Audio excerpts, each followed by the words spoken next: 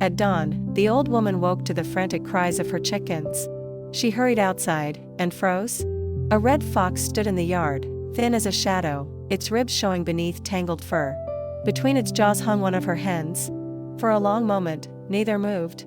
The fox's eyes were sharp, not cruel, not wild, just desperate. The old woman tightened her grip on a wooden stick. She could chase it away. She could strike. But before she stepped forward, 3 tiny fox cubs stumbled into view. Small, fragile, hungry. The mother fox lowered her body, shielding them. Something inside the old woman softened. She had once stood like that, thin from hunger, tired from work, protecting her children from a world that never gave enough. After her husband died, she raised 3 children alone. She worked the fields. She sold eggs in the market. She skipped meals, so they would not. Years passed. Her children grew strong. And then, they left. They said the mountain hut would be quieter. They said it was better for her. She understood what they meant. The fox tightened its jaw around the hen. The old woman slowly lowered her stick. "Eat," she whispered. "But don't come stealing again." The fox did not run. It dragged the hen aside, away from the other chickens, and began to eat. The cubs tried to bite the meat, but they were too weak.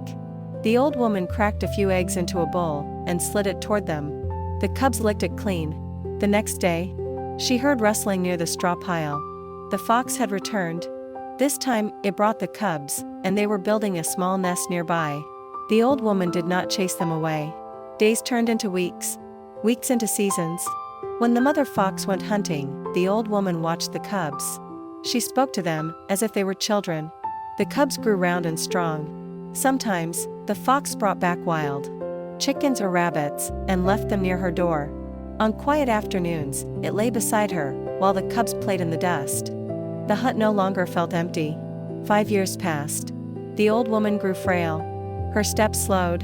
Her breath shortened. One winter morning, she could no longer rise from her bed. The 4 foxes stayed close. They did not leave her side.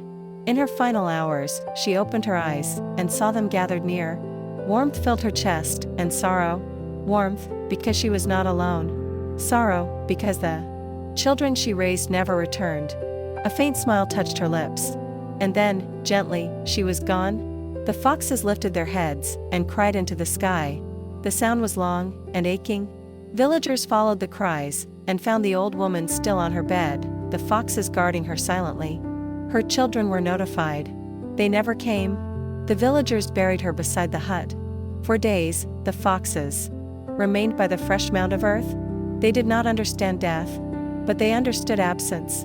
And in the end, the wild creatures stayed. The family did not.